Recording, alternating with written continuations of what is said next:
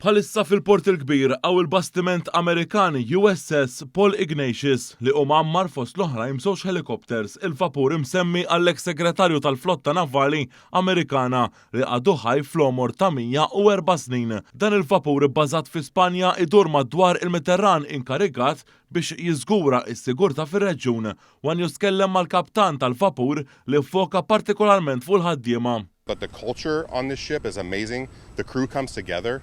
They embrace the command philosophy of excellence through effort and teamwork, and they challenge themselves every day to do the hard things.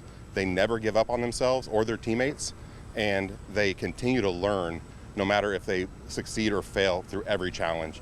Il-ħaddiema tal-vapur li għoddu għal madwar 300 jinsabu għal ftit mistrieħ f'pajjiżna. Staqsejna lil Kaptan Phillips ukoll x'jaħseb fuq Malta. And we saw the Crystal Lagoon and the Blue Lagoon, and we were blown away. It was breathtaking.